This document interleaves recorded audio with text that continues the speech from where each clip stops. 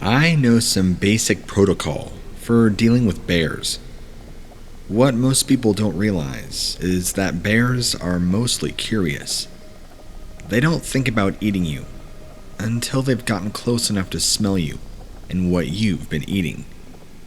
If they see, hear, smell, or otherwise sense something they don't immediately recognize, then they will investigate to see if it's edible or playable. One way or another, their curiosity keeps them on the move, and a bear will not stick around too long. That's why this one bear caught my attention.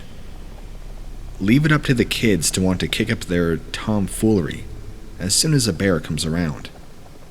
When I was out and about making my rounds, I spotted a black bear that seemed to be eyeballing a group of teens that looked to be in the spectrum of 16 or 17. Mostly too young to be out by themselves like they were. I knew their type right away when they spotted the bear and stared to engage the animal by talking to it and approaching it. I hate getting in the way of anyone's fun, but the way these kids were doing things, I was going to be forced to step in. I found myself hesitating because the bear wasn't responding the way most bears do when humans try to interact with him. It just sat there. It watched, but it didn't make any of the typical moves of a curiosity or caution. Bears will habituate to the presence of humans, but not like that. Not in a park. I used my binoculars to get a closer look at the bear before I had to rain on anybody's parade. He wasn't foaming at the mouth or twitching, but I did spot something strange. The bear looked so vacant, absent. I almost wondered if it had been getting into somebody's pharmaceuticals. The kids started throwing scraps of bread. Definitely a huge no-no. But the bear would so much as acknowledge the food as it bounced off its nose. The bread usually doesn't hit the ground with most bears. I breathed a sigh of relief when the kids gave up and moved along to the other side of the park. My anxiety picked right back up when the bear followed after them. My brain failed to process the fact that the animal wasn't showing any signs of stalking behavior. It wasn't hiding. It wasn't crouching. It just followed like a stone dog that didn't want to be left alone. The kids got focused on a small pond, and, like most careless youth, decided it was time for jumping in. The bear came to the edge of the water, where the kids eyed it for a minute, but then continued what they were doing when they could tell that the bear was just going to watch. I'm normally a man of a bit more action than I was in that moment. The whole thing was too strange and surreal, and I was hesitating a bit more than usual for me. The stability of the animal and the safety of the kids hung in the balance, and I don't know if you know what teenagers will do when they realize they're busted, and the folks could be getting a phone call. Such reactions in the presence of a bear won't lead to anything right. As casually as you please, the bear lowered its head to the water and began to lap. Then things got even more weird. The bear looked like it was gagging. Its tongue began to distend, as though it were horking up its own tongue from the bottom of its stomach. What I thought was a bear's tongue was actually something else. Something else that had been inside the bear, but not part of it. It was pale and had translucent ribbed flesh and shallowy veins. Its long body torqued its way out of the bear's body into the water. Other similar things moved in one large tangled mass from the bear's mouth. Of course, I didn't know what I was looking at, but my instincts told me that those kids were now in danger. Throwing all finesse to the wind, I ran towards them shouting. Too many of them looked at me like I was another lame adult, making a big ruckus over nothing. I tried shouting that the bear was sick and they were in danger. I think some of them saw the things that were now swimming towards them, like a swarm of water moccasins. Only worse. All but 2 girls made it out of the water in time. Those girls, I had never seen anything in nature do that to a human body, and the sight was an experience that I will never be able to remove from my brain without the help of a bullet. Those snake-sized worms moved through the girl's body as effortlessly as they had moved through the water. One of them was eaten up from the inside. The other one lumbered onto the bank, swollen 3 times her original size, and had that vacant look that the bear had had. She started to stagger in a random direction of the forest. I called out to her to remain where she was, but there was no answer.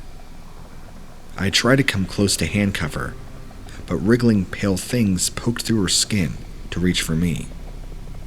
I knew deep down inside that shooting her would be doing her a favor, but I would go to prison for the rest of my life for it.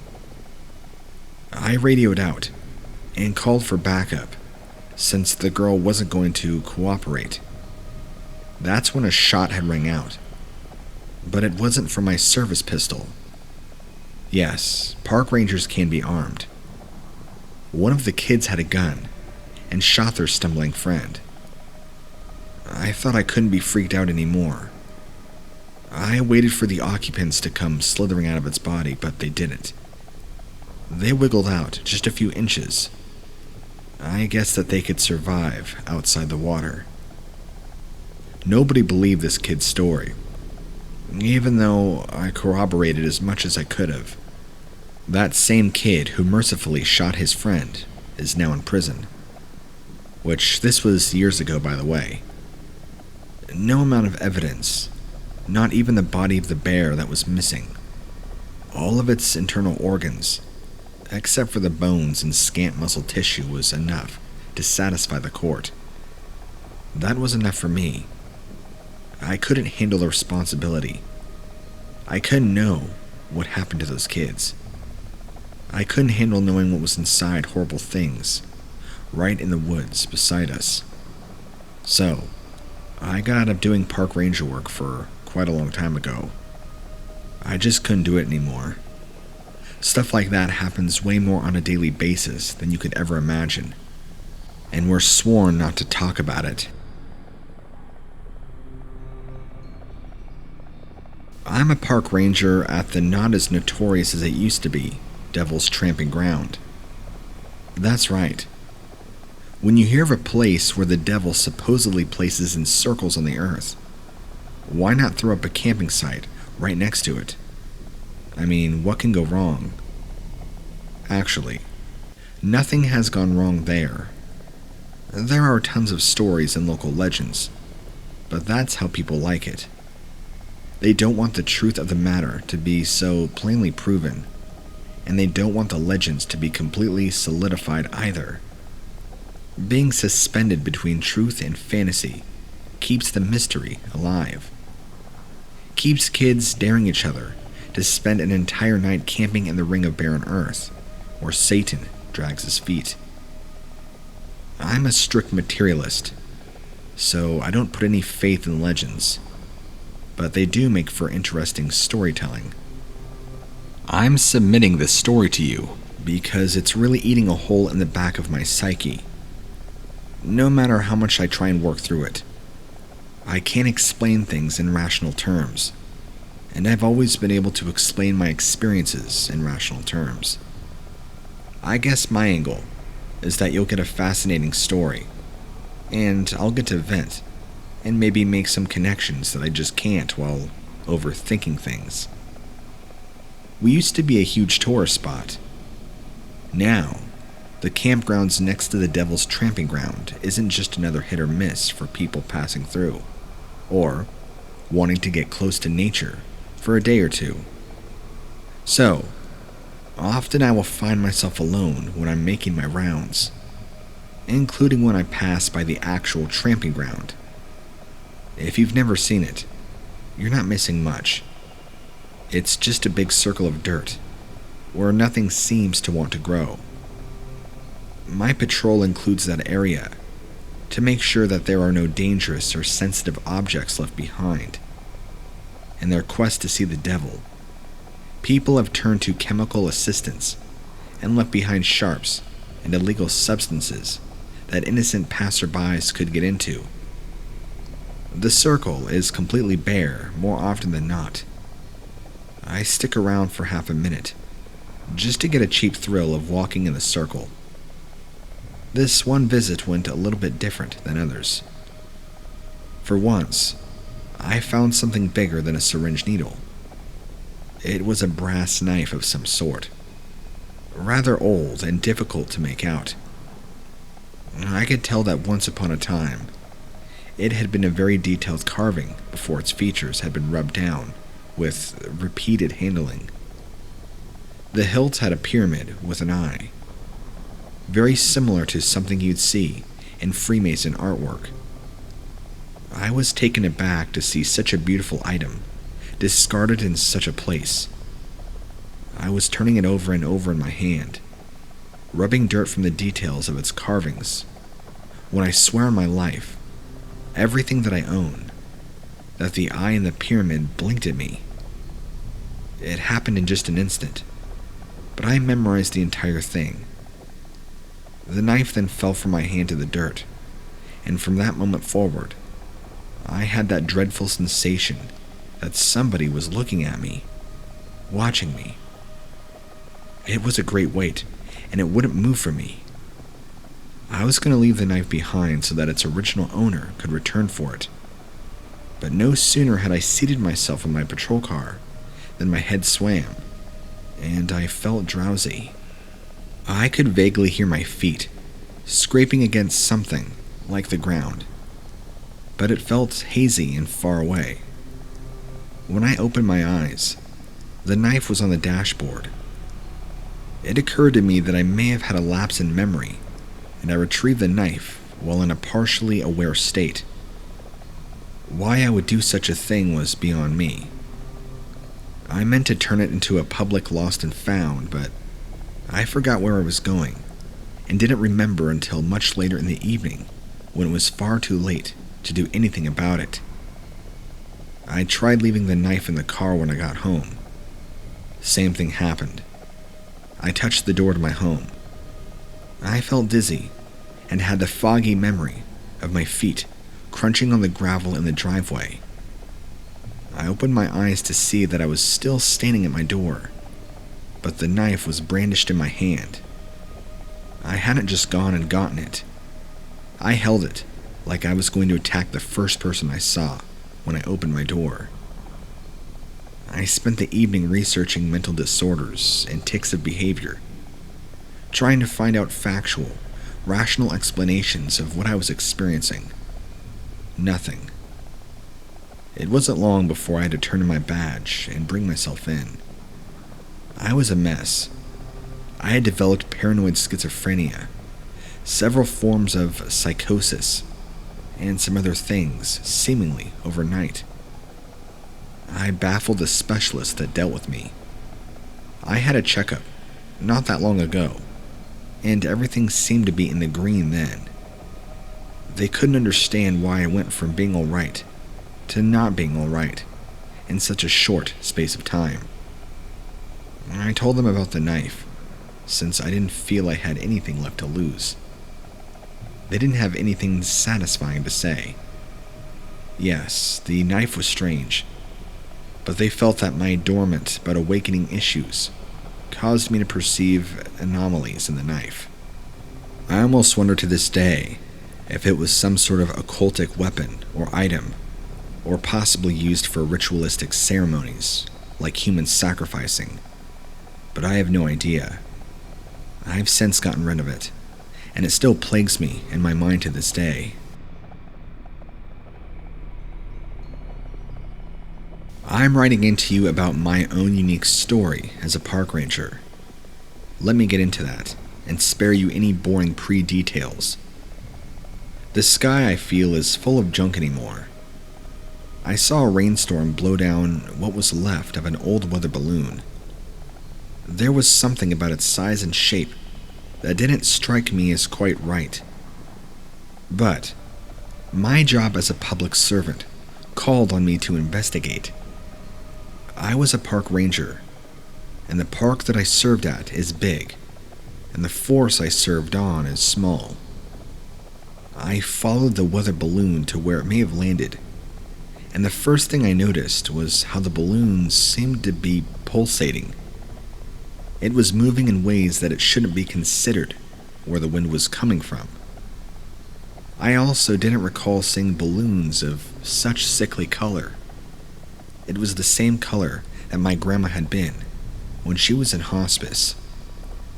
The last straw was when the thing started reaching for me with actual tentacles. I probably lost my credibility at this point, but I swear, the thing lashed out at me with moving, writhing appendages. I wasn't going to waste time asking questions. I drew my gun and shot. The arms fell off almost, though they did flail around. I made an educated guess as to where a brain or similar organ might have been. My guess must have been good, because this thing immediately went limp upon a bullet. I kid you not, no more than 5 minutes later, 3 men in a black sedan pulled up to me and told me that I had damaged government property. I proceeded to let them know their precious government property had nearly made a meal out of me, and that I acted well within my own rights. As a government worker myself, it was my job to uphold this area of land. Who were they to be above me? They didn't see things that way. Afterwards, I was immediately detained and taken to an office building that I never even knew existed. I was seated in front of other strange-looking men, and they put some photos in front of me. They asked me if I had discovered the weather balloon in the pictures. I told them that I had found something that resembled a weather balloon, but was dangerous. They showed me more pictures of a weather balloon that had a single gaping hole. They told me that it was the balloon that I had come across and that I had damaged. I told them that the balloon in the pictures was lacking the tentacles that made me shoot it. It's not like me to just go around and shooting random things. I'm not trigger happy. Second, I was having a very hard time understanding just why the government would have such a big investment in a single weather balloon in the first place. They let me know that I was being relieved from duty indefinitely, and that I was lucky that I wasn't being locked up. Listen, I know this sounds like a sci-fi story, but there's some stuff that goes on that we'll never know as civilians. I've had a few friends that I'm not even sure I can talk about, but they too have been relieved of duty being park rangers for several similar experiences. Maybe not dealing with things like that, but my one, I'll give you some details, swear he had an encounter with Greys while out in the forest. But he had a similar thing. Men showed up, detained him, asked a bunch of questions, and then was relieved of duty. That doesn't exactly explain what happened to me, but something is going on, and I strongly believe the federal government has their hands all over it, whatever that is. My patrol through the campgrounds would have ended as blandly as any other patrol. At the last minute, just before it was time for me to call it a day, there was a scream from the woods that I had heard, just off the trail. Kids will holler their heads off all day long out here, but there was something about this particular scream that did sound like genuine distress. The sound led me into one of the more unkept tangles of young trees and thorny undergrowth. It sounded so close that I swore it would be just over the next swell of earth behind the next tree. But I guessed at the time that the acoustics of the forest had been playing with my senses. The scream seemed to always be a few paces away. It even seemed to be switching directions on me. It was distressing to me, because you don't have time to burn in a real emergency. I rounded another corner, and I wouldn't be here to tell you this story if I had not reacted as quickly as I did. I grabbed hold of a nearby branch and pulled myself back. The sound of the scream had led me to a ledge that dropped off into a clean fall. The weird part was that even in this hill country, elevation isn't an extreme thing. You find places to fall where you'll get hurt, but there aren't any canyons or gorges. I was staring down into a ravine that was so deep I could not see the bottom, and it made me feel dizzy. The screaming was coming from down inside that impossible, vast ravine. Then I heard a giggle, right before something pushed me from behind. My grip on that branch was the only thing that kept me from sailing out into that pit. I turned around, fighting mad, but there was nobody there. Then the screaming was gone, and the gorge was gone. The drop was suddenly no more than 20 feet. I don't know what to think, and I'm afraid to say too much about it. So, I tried to do some research. I've even looked up demonologists, paranormal investigators. I don't know where else to turn. So I'm sending this to as many people as I can. Get it out there for me. The more word you get out, the more answers I can hopefully obtain.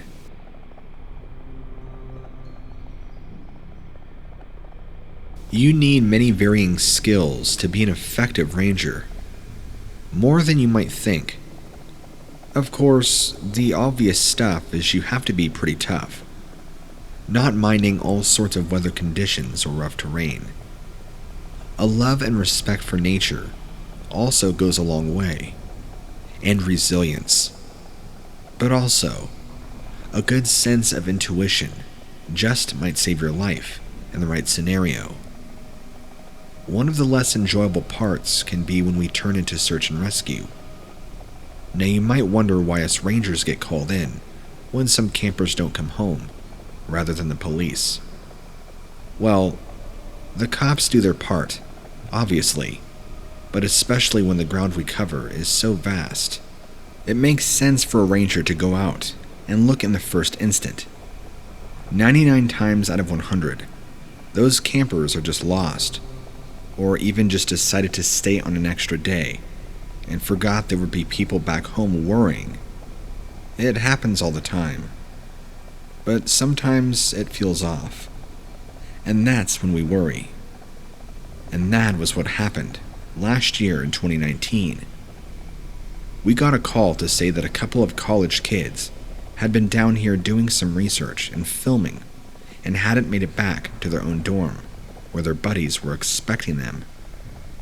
They weren't answering calls, despite still having service, and now, it had been a couple of days, and people were beginning to worry.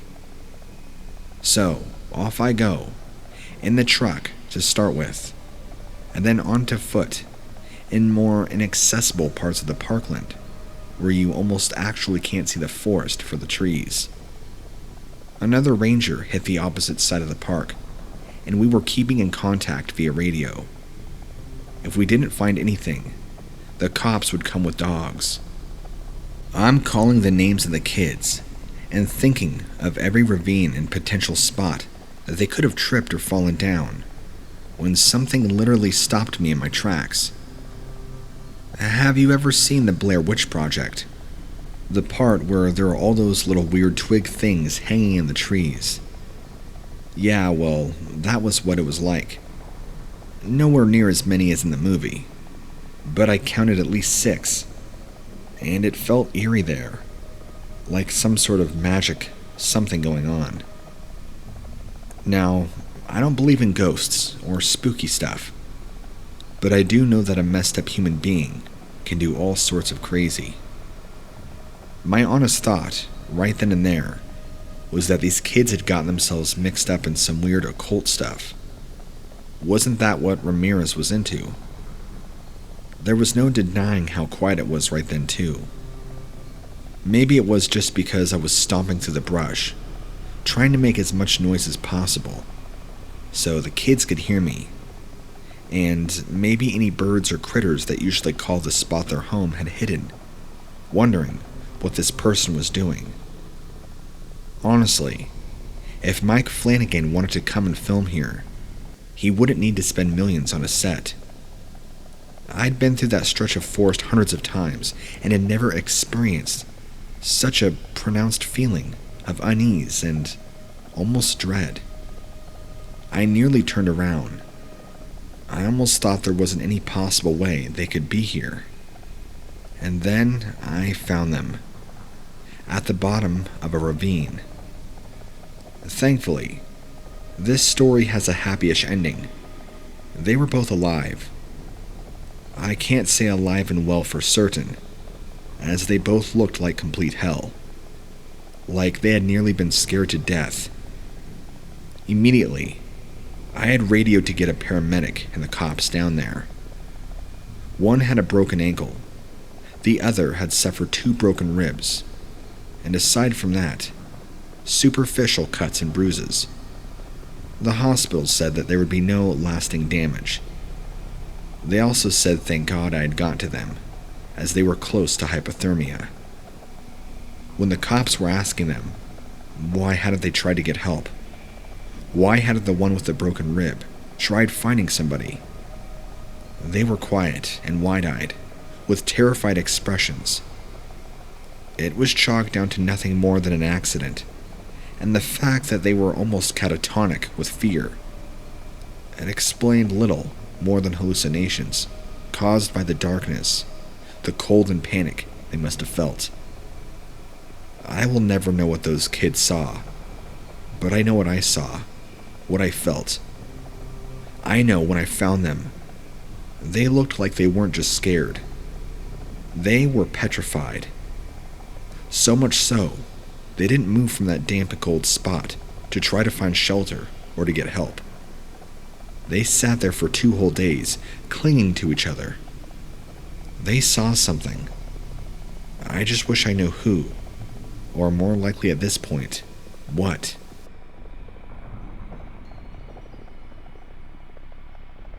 One of my roles as a park ranger is to help out when we have scouts or any kind of kids group camping out there. As a father, and now grandfather myself, I love being around kids and seeing them enjoying the outdoors, rather than stuck in front of a damn iPad. Of course, there are always health and safety regulations when it comes to the great outdoors. And when you have minors involved, you have to be extra stringent at keeping them safe. We teach them to enjoy, but respect nature, to know what to look out for, seasons to avoid certain areas if animals are looking for a mate, certain animals to avoid altogether, and most important, never ever wander off alone. This particular party of campers was from one of the churches, and the leaders themselves were only kids in my opinion. Luckily, they were good kids, but still, when it came to the evening, I had decided to hang around. Told the kids in charge that I'd be happy to hitch myself up in a hammock and keep watch. They looked at me all wide-eyed and agreed in an instant. Of course, there was nothing really to keep watch for. It wasn't hunting season, or breeding. We hadn't had any reports of anything larger than a raccoon snuffling about. But it is always best to be vigilant, especially when you got a whole lot of God's kids to watch over. There should have been nothing to worry about, just a night under the stars, until I saw the eyes. I don't scare easy. You can't in the job. You gotta always have your wits about you. Animals can smell fear. But those eyes, I'll admit, I couldn't work out exactly where they were coming from, what they were attached to, and that scared me. They just seemed to be floating in the air over by the trees, just behind the campsite. Far away enough that I could make out what sort of body they were attached to, but close enough for me to see they were staring right at me, not moving. The eyes appeared an amber color, and the shape the height of a man. I couldn't move. I had a flashlight and a gun. Safety on, of course, since they were kids. But at that moment, I could have had a machete and an AK-47 and still not even felt remotely safe. I just laid there, staring at those same eyes, wondering what the hell kind of creature could be that tall and have glowing amber eyes like that. I stayed in that same state, frozen in fear, but I like to think, ready to jump if they moved. I nodded off a couple of times, and each time I caught myself. I'd wake with a jerk, and those eyes were still there, watching. Eventually, dawn started to break, and I was just able to make out a silhouette of what most definitely looked man-sized, but they would have had to have been a pro wrestler or something, because their outline was broad, like some sort of wild barbarian. That was just for a fleeting moment or two, for as soon as the sun began to rise, along with the sounds of yawning and kids starting to stir, having taken my eyes off the thing for just a second, when I quickly glanced back, it was gone. That was when I finally came to my senses and ran over to see if I could see any trace of anything at all. God knows what I thought I might find. But there was nothing. No evidence or indication that anything had ever been there. Except one small thing. A few feet back into the trees, there were some footprints, like nothing I'd ever seen before. They looked like hooves. Just two of them. I'm not exactly sure what stands on hooves, and I don't believe in silly things like werewolves or anything like that. This means that in the science world, there is a very strong possibility that there is a bipedal predator with hooves wandering around these same woods. I think it's amazing in terms of discovery, but as far as having to deal with it, well, that's terrifying. Some unknown species that I've never heard of is out there. The unknown is more apparent than ever.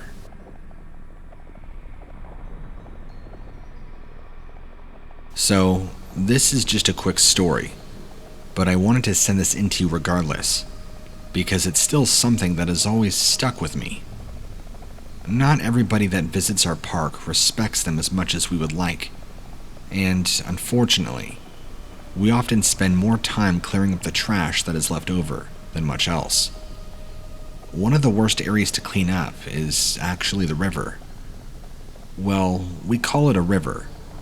In reality, it isn't much more than a stream, a creek, deep enough to wade through and for the wildlife to drink, but not much for swimming or fishing. But it did seem to be the favorite spot for people to dump their trash, which pissed me off, as the creatures that use it for water don't need to be getting caught up in all that. One day, I was dragging out some garbage. Now, that was obviously by no means unusual. I wear heavy-duty gloves when handling trash, but this one piece of trash piqued my interest for two reasons. One, this bottle appeared to be glass rather than plastic, which was worrying, as I didn't want it to smash and have to deal with shards of glass all over. And two, it appeared to have something inside of it. Not something gross, as sometimes I've had to deal with. I swear, people are actually worse than animals on occasion. It looked as if there was a piece of paper in the bottle. I remember picking it up carefully, where it had lodged itself in the stream, The glass itself looked old, but then it could have just been tainted for being in the water. I sat down and opened the cap and pulled the piece of paper out. I don't exactly know what I was expecting. A pirate treasure map? One of those how far can this message travel notes that kids used to put in bottles or tie onto balloons years ago before the internet. What I didn't expect to find were the words, "Help me please. He's keeping me here, and I don't want to die." Words written, it looked as if in blood. You don't expect to find that every day. I took it back, reported it, and the police took over. They came back and said it was most likely a prank, someone's sick idea of a joke, but they would continue to look into it, even after not immediately finding anything. I never heard anything more afterwards, so I will never truly know if somebody just got a sick kick and wanted to scare somebody, or if there was really somebody in need of help. Whoever found it, or if that piece of paper really did belong to someone desperate enough to send a cry for help in their own blood, were they ever found? I don't know. I've been in uncomfortable and disturbing situations multiple times in this career choice, and this memory that I just shared with you is probably easily in the top 3.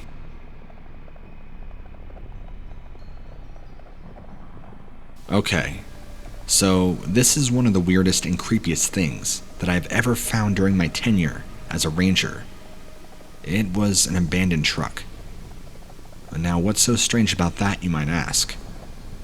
Maybe it was taken for a joyride. Maybe somebody broke down and went off to get help. All possibilities. Except this truck was totaled. Completely crumpled at the front. So any driver would have been crushed. Upside down too, so it wouldn't have been easy to escape from. I found blood on the driver's seat and the back middle seat. The seat belts were all still plugged in. All 5 of them. 2 in the front, 3 in the back. No one could have made it out the front. The doors were buckled, the windshield cracked. Yet not enough to indicate that somebody could have been thrown through it or escaped. There was no sunroof. The back doors were still locked from the inside. So what on earth happened? There was zero sign of struggle or bodies found. No one had reported it, and it was so far out in the forest that it could have been there for days before I ever spotted it. The only thing that indicated somebody might have managed to escape, although I have no idea how, was a small, near-empty wallet a few feet away from the vehicle. The wallet contained no ID or any form of debit cards or payment, although there was about $7 worth of cash in it. It too had bloodstains on it. Of course, the police came and examined, towed away anything they could for forensics' sake. They were just as baffled as we were as to how anybody could have escaped, unless Houdini himself had been in that vehicle. It came back reported as stolen out of state, and no match to DNA on the blood. But they concluded that the blood that was in the vehicle was all the same person, and the blood found on the wallet and on the dollar bills in the wallet were all again the same blood. So, that's a case that I still think about. This happened roughly 8 to 9 years ago. I still think about it, and I never know exactly what happened. If my memory serves me correctly, I want to say it was either 2012 or 2013, and I'll never forget, the truck was nearly brand new. It was like a 2011, I think. So a nice new souped-up truck, totaled far out in the middle of the woods, where there are no roads nearby. How on earth it even found its way out here, to the very middle of the barren woods, is nobody's guess. If you ever want to hear a tale stranger than fiction, ask a park ranger. My colleagues and I have seen things that would turn your hair white. A lot of them end up with some type of boring and everyday explanation once we start looking into it. But then there are those times and cases where the story leaves you scratching your head. And I think this one will be such a story. I'm happy I can share it with you. It was around 9 p.m. one evening, end of the summer, so later August. It was getting dark, but you could still make out where you were going. I was performing my final patrol of the night, driving around to ensure all of our visitors had packed up and left. There was a campground on the other side of the park. This was strictly off limits at nighttime, which meant it was like a mecca for teens who wanted to do some illegal activities. Drinking, sex, camping, debauchery. We weren't expecting to find anybody. It was just a formality before signing off and driving home for a much-needed drink with my wife. I was about just as far into the park as I needed to go before turning back and heading back when it happened. My engine cut out completely, as did all the electronics. I remember thinking, being frustrated, this type of thing would happen when I was well beyond walking back distance and when I was almost due to go home. I had no service, so I reached for the radio. Nothing but static. I get out of the van, intending to look under the hood, as best I can in the dark anyway, when I hear a loud humming. When I say loud, it's like I was standing 20 feet away from a high-powered generator. Except this loud humming was coming from the sky. I've got no power, no cell. All batteries in my flashlights, everything I kept around me was dead, which means I have no light. And now a weird loud humming coming from directly above me. That's when there were 2 or 3 flashes of a bright light. Bright enough especially, cutting through the darkness that I had to cover my eyes for fear of it blinding me. I never saw anything. No flying saucers, no aliens, no green little men. No men in black. But as soon as that 3rd flash of light had disappeared, so did the humming, instantaneously. And so did the power on the truck, and the headlights, and my battery, and my radio. Everything. It was almost as if there was some bizarre magnetic interference. I could even hear voices of my colleagues as they were signing off too. I looked at my cell, and I had full service. I drove back and signed off and went home, thinking about the entire experience all the way back. I never told anybody, not even my wife. I don't know if it was all just some big coincidence, or whether I truly experienced a UFO. I don't even know if anything actually happened. Maybe it was some freak magnetic storm. I don't know. Don't the experts say that time stands still, and abductees don't even know they've been taken sometimes? All I do know is that I had a headache for days afterwards. A throbbing headache. Like my head had been banged around on a floor. Coincidence? I'm curious to see what your opinion is. Thank you for reading.